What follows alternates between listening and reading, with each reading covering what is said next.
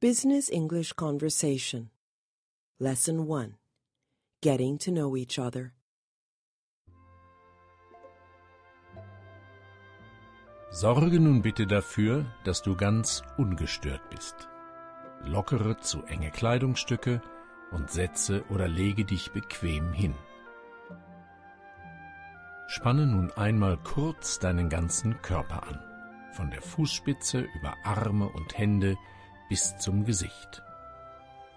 1, 2, 3 und loslassen. Und noch einmal. Anspannen.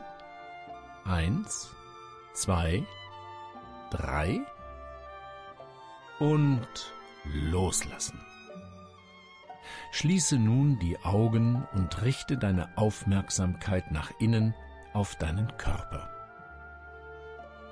Gehe mit deiner Wahrnehmung einmal langsam durch deinen ganzen Körper hindurch. Entspanne alle Muskeln, die Beine, den Bauch- und Brustraum, das Gesäß und den Rücken, die Arme und Schultern, die Nackenmuskeln und das Gesicht. Spüre, wie sich dieses angenehme Gefühl der Entspannung in deinem ganzen Körper ausbreitet und sage zu dir selbst: Entspannen, entspannen. Dein Atem geht ganz ruhig und regelmäßig, ganz ruhig und regelmäßig. Und mit jedem Ausatmen sinkst du immer tiefer in die Unterlage ein. Immer tiefer und tiefer. Eine wohltuende Ruhe breitet sich in dir aus. Behalte dieses angenehme Gefühl bei, wenn du deinen Lernstoff jetzt anhörst. Getting to know. Kennenlernen. Getting to know. Usually. Üblicherweise. Usually.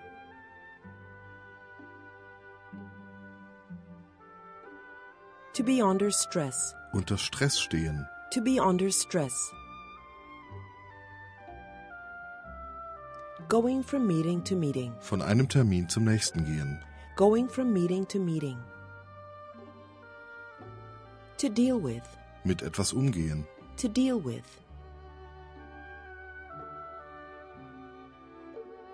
Mostly. Meistens. Mostly.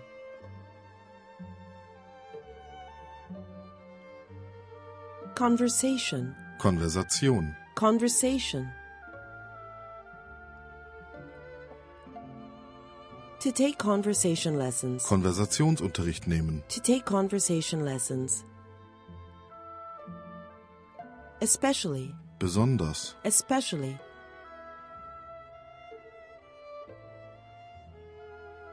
To order. Ordnen. To order.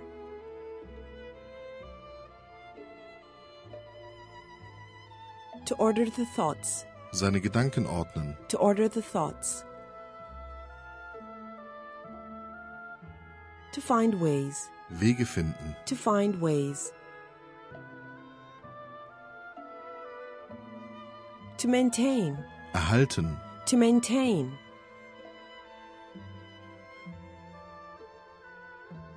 Fluency. Geläufigkeit. Fluency.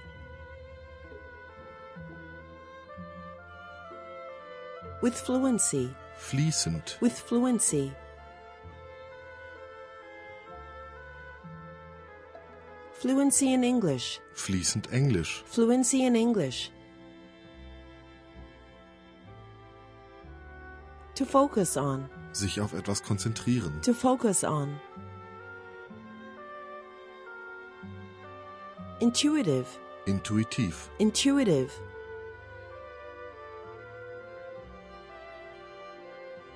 Quick thinker. Schneller Denker. Quick thinker. linguistic, sprachlich, linguistic.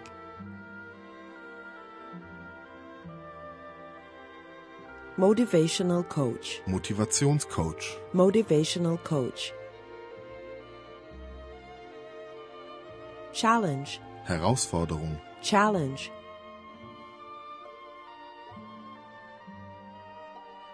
To enjoy, etwas genießen, to enjoy.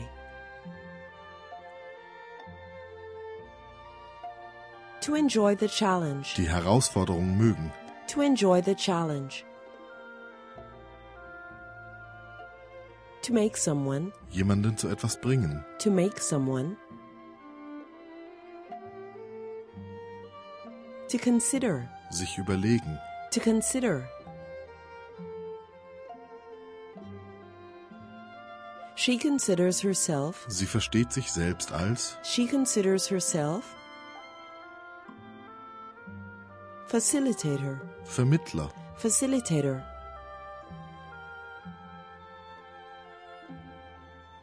To get feedback, Rückmeldung bekommen, to get feedback. To grasp, etwas begreifen, to grasp.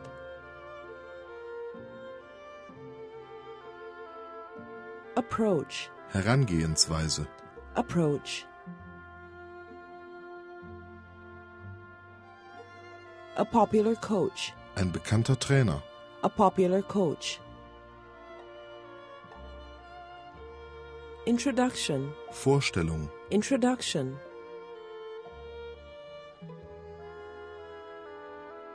You must be, du musst sein, you must be. Business English, Wirtschaftsenglisch, business English. Open end, offenes Ende, open end.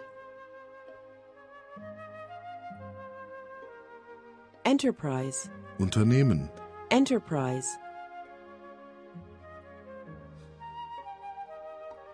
I'm a bit late, ich bin ein bisschen spät, I'm a bit late. First impression, erster Eindruck, first impression. Of course you do, natürlich tust du, of course you do. As for being late, bezüglich des zu spät kommens, as for being late. Clients, Kunden, clients.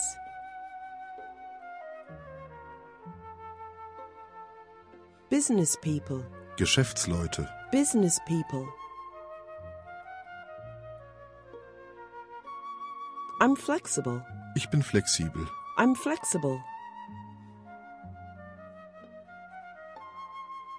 When it comes to time, wenn es um die Zeit geht, when it comes to time. That's why, deswegen, that's why.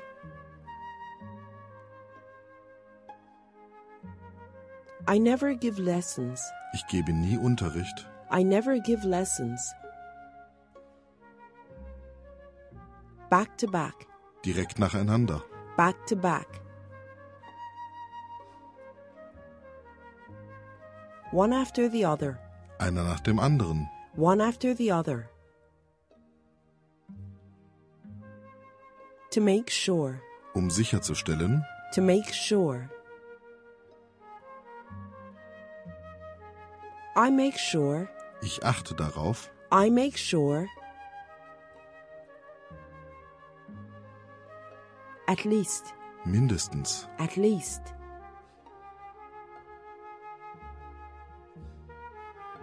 A half an hour break, eine halbe Stunde Pause, a half an hour break.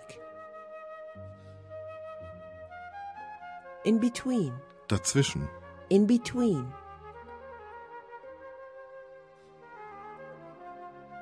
In case, im Falle, in case.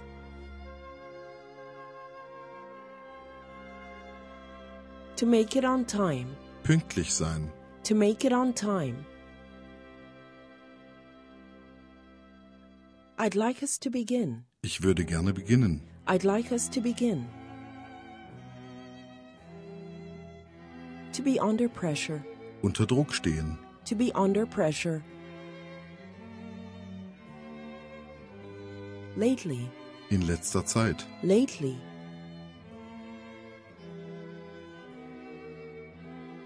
New clients. Neue Kunden. New clients. I feel that. Ich denke das. I feel that. My spoken English. Mein gesprochenes Englisch. My spoken English. A bit robotic. Ein wenig statisch. A bit robotic. To be able to. In der Lage sein. To be able to. To be based on. Auf etwas basieren. To be based on. Two-way. Zweigleisig. Two-way. Ongoing. Fortlaufend. Ongoing.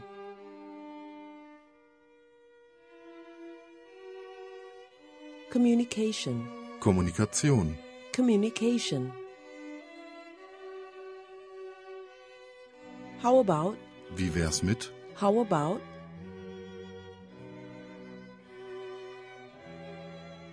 Sounds good to me. Klingt gut für mich. Sounds good to me. To keep in mind. Im Hinterkopf behalten. To keep in mind. They would like to know. Sie würden gerne wissen. They would like to know. Area of business. Geschäftsbereich. Area of business. Job title. Berufsbezeichnung. Job title. Expertise. Spezialisierung. Expertise. Area of expertise. Fachgebiet. Area of expertise. In order to. Zu. In order to. To establish. Aufbauen. To establish. Relationship. Beziehung. Relationship. Business relationship. Eine wirtschaftliche Beziehung. Business relationship. A matter of. Eine Frage von. A matter of. To receive. Empfangen. To receive.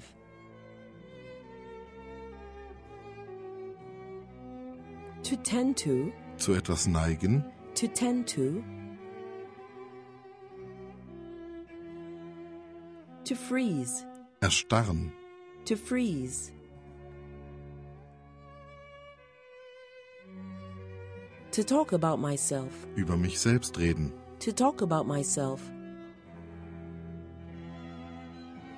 It's just a case. Es ist nur ein Fall. It's just a case. Unchanging. Unveränderlich. Unchanging. Unchanging variables. Unveränderliche Variablen. Unchanging variables. To sound. Klingen. To sound.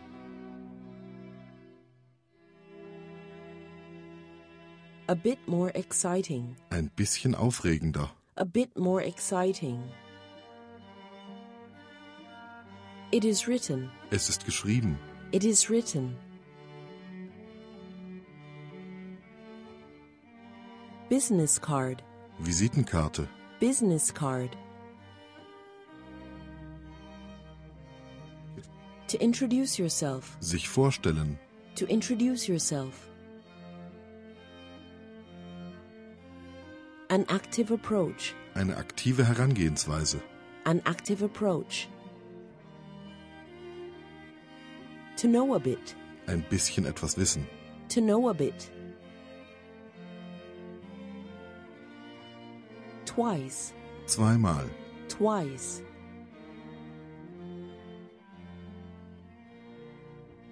It just flowed. Es hat einfach gepasst. It just flowed. Quite a bit. Einiges. Quite a bit.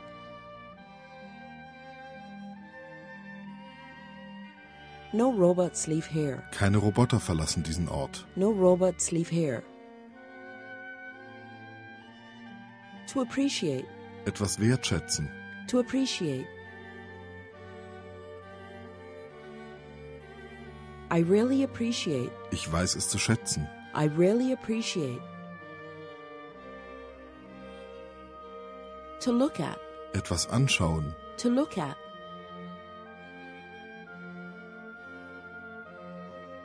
To look at things. Auf Dinge schauen. To look at things.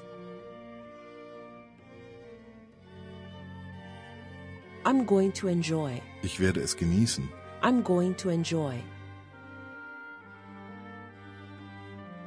To be able to practice. Ausprobieren können. To be able to practice. Some of the points. Einige der Punkte. Some of the points.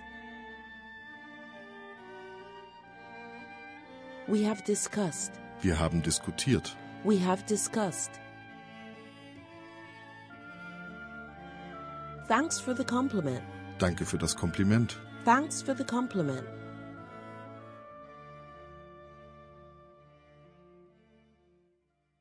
Dialogue.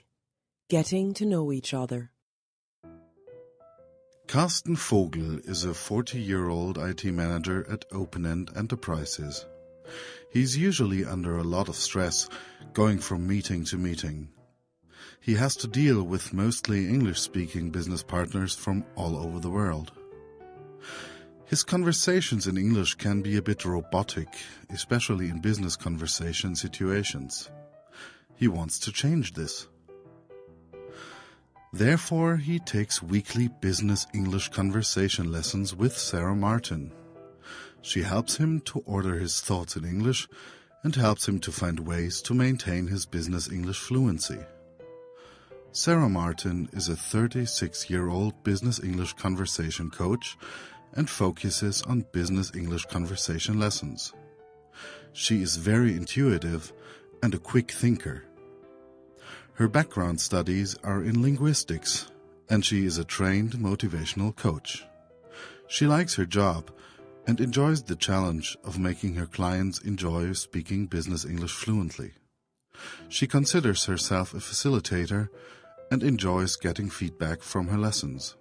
She wants her clients to grasp business English conversation via the learning by doing approach, and that is why she's a popular coach. And now follows their meeting. Hello, you must be Sarah Martin, my business English conversation coach. Yes, I am, and you must be Christian Vogel from Open-End Enterprises. Yes, I am. Nice to meet you. Sorry I'm a bit late. I don't make a very good first impression, do I? Of course you do. As for being late, all my clients are business people, so I'm quite flexible when it comes to time. That's why I never give lessons back-to-back. What do you mean by back-to-back? Back-to-back means one after the other. I always make sure that there's at least a half-an-hour break in between my lessons. In case someone can't make it on time? Exactly. So, Karsten, where would you like us to begin? Well, I have been pressured lately to speak more English. Most of my new clients are English-speaking, and I feel that my spoken English is a bit robotic. Well, I'm sure I'll be able to help your fluency. My lessons are based on a two-way ongoing communication. How about if we start with introductions? Sounds good to me. Firstly, I think it's always good to keep in mind what it is you'd like to know about a new business partner and what it is they would like to know about you.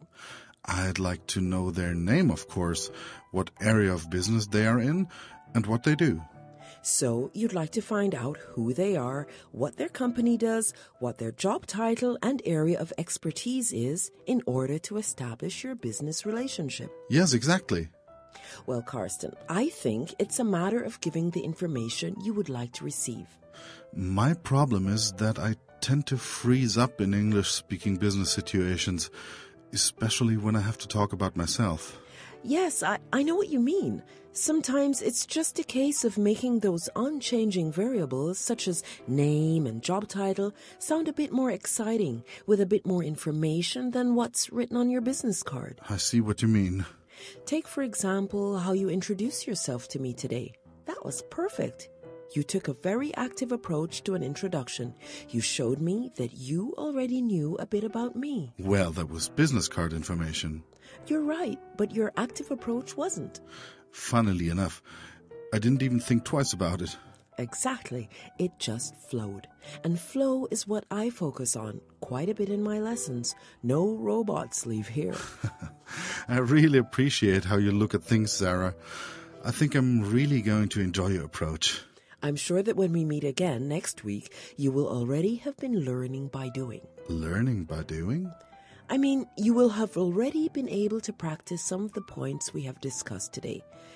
Thanks for the compliment, by the way.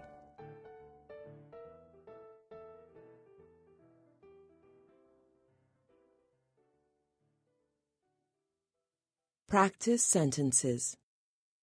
Now you are going to hear some sentences from the story. There will be pauses in which you can repeat the sentences.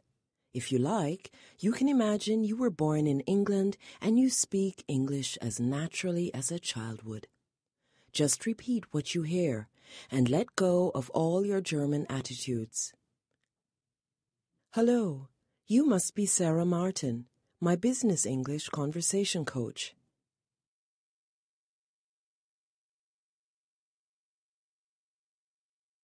Sorry, I'm a bit late. I don't make a very good first impression, do I? As for being late, all my clients are business people. I'm quite flexible when it comes to time.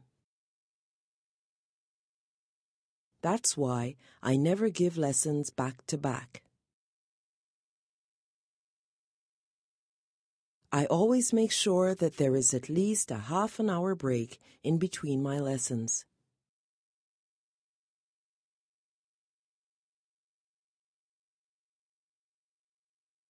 Where would you like us to begin? I have been pressured lately to speak more English. I feel that my spoken English is a bit robotic.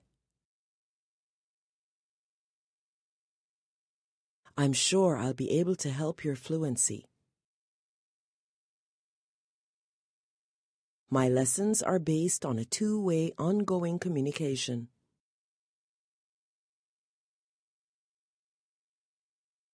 How about if we start with introductions? It's always good to keep in mind what it is you'd like to know. And what it is they would like to know about you. You'd like to find out who they are and what their company does. In order to establish your business relationship. It's a matter of giving the information you would like to receive.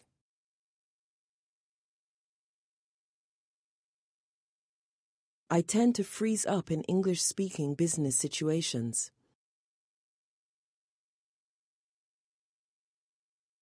Especially when I have to talk about myself. Sometimes it's just a case of making those unchanging variables a bit more exciting.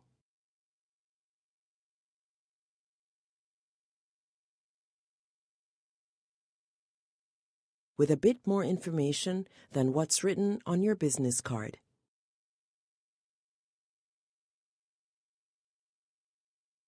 Take, for example, how you introduced yourself to me today.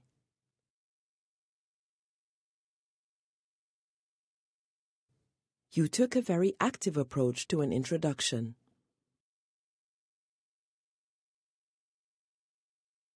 You showed me that you already knew a bit about me. I didn't even think twice about it. Flow is what I focus on quite a bit in my lessons.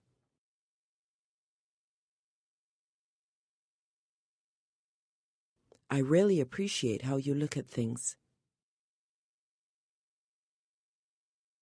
I think I'm really going to enjoy your approach.